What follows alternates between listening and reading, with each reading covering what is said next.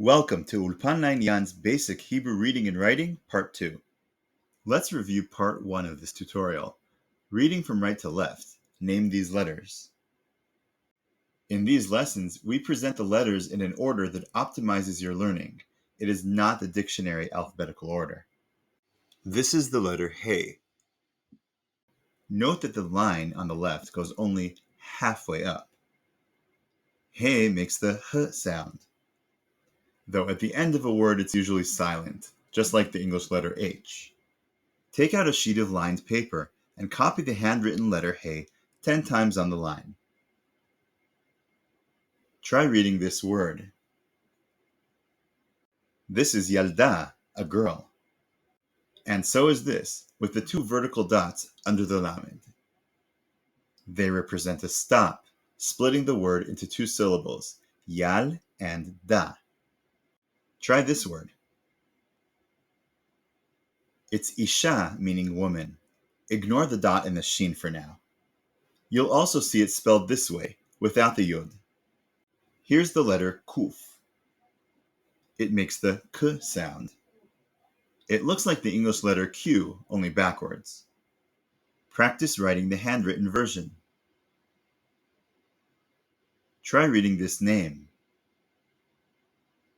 Keren, like the English Karen. This is the letter Tet. Tet makes the T sound.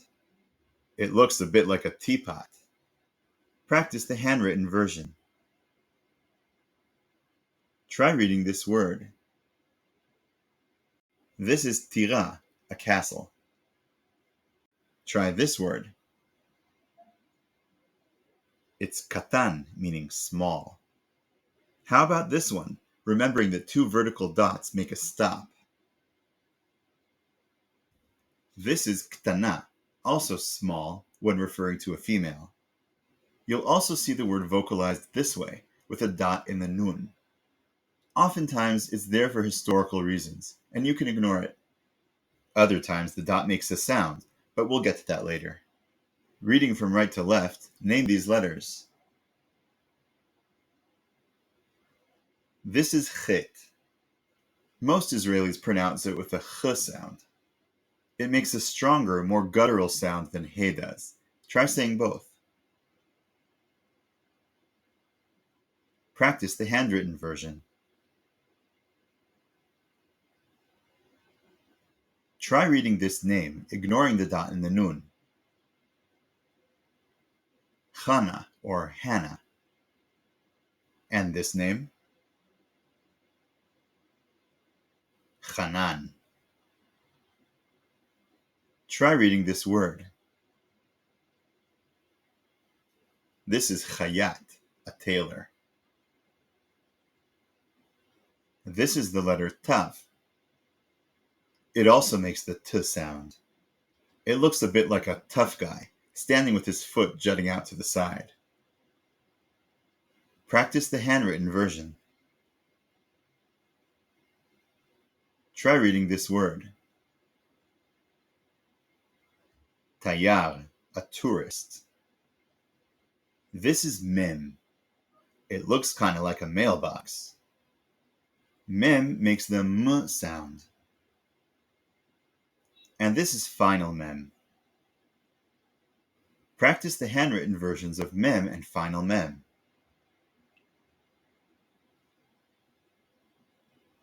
Try reading this word. This is Maim, water. Try reading this word. Tayarim, tourists. The im ending makes it plural. Remember what this spells? Isha, woman. You can ignore the dot and the sheen. Now try this word. Nashim, women. This is Samech. Unlike final Mem that looks like a closed mailbox, Samech is more round, like a circle. Practice the handwritten version. Try reading this name. Iris or iris. Here's the letter Vav. It's very long. Well, kind of long.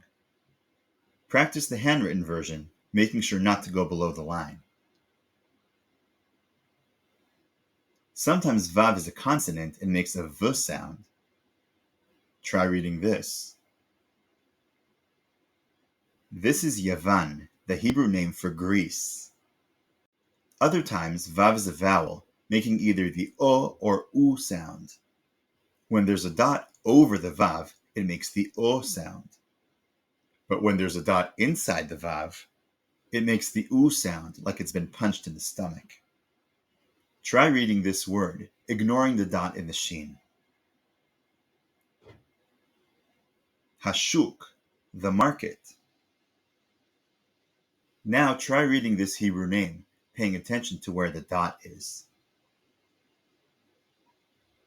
Ron, in Hebrew pronounced Ron. How about this one?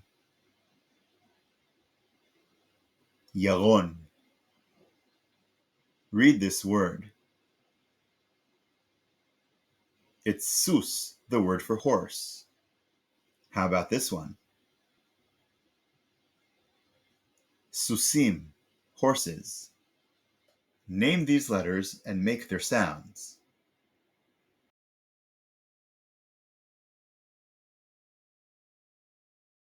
Kol hakavod.